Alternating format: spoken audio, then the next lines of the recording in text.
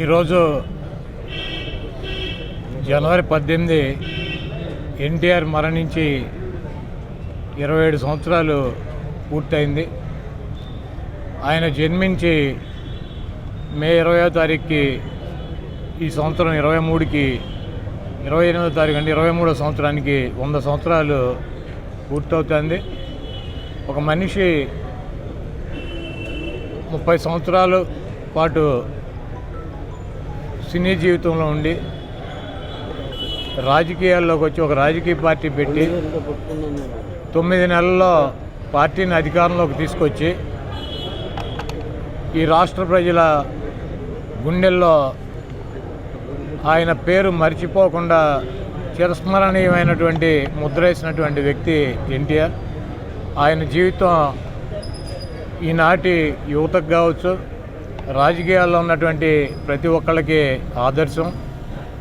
ఎన్టీఆర్ జీవితం ఒక సామాన్యమైనటువంటి కుటుంబంలో నిమ్మకూరులో జన్మించి అంచెలంచెలుగా ఆయన ఎన్నుకున్నటువంటి సినీ రంగంలో అత్యున్నతమైనటువంటి స్థానానికి రావటం, అదేవిధంగా రాజకీయాల్లోకి వచ్చిన తర్వాత కూడా ఇచ్చినటువంటి మాటకు కట్టుబడి ఆయన మీద ప్రజలు పెట్టుకున్న నమ్మకంతో అధికారంలోకి తీసుకొస్తే ఆయన ప్రజలకి అనేక సంక్షేమ కార్యక్రమాలు, అభివృద్ధి కార్యక్రమాలతో ఈ రాష్ట్ర ప్రజల గుండెలో నిలిచారు.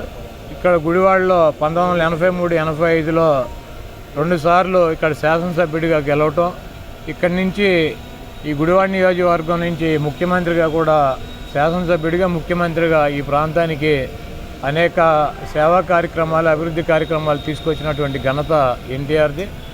అటువంటి వ్యక్తి జీవితం ఈరోజు యువతకు కావచ్చు, రాజకీయాల్లో ఉన్నటువంటి ప్రతి ఒక్కరికి కూడా ఆదర్శం.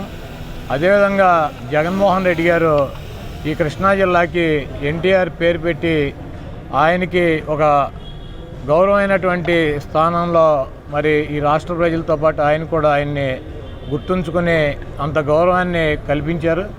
ఎన్టీ రామారావు పేరు చెప్పి అనేక మంది రాజకీయాలు చేస్తూ ఇంకా ఆయన బొమ్మను వాడుకుంటూ ఆయన ద్వారా ఓట్లు పొందాలన్నటువంటి ఆలోచనతో మరి ఆయనకు వెన్నుపోటు పొడిచినటువంటి చంద్రబాబు నాయుడు కావచ్చు, ఆ రోజు ఉన్నటువంటి శాసనసభ్యులు కావచ్చు, వాళ్ళు వారసులు కావచ్చు, ఇంకా సిగ్గు లేకుండా ఎన్టీ రామారావు బొమ్మ పెట్టుకుని ఎన్టీ రామారావు పదవిని దొంగిలించినటువంటి దొంగలో వాళ్ళే.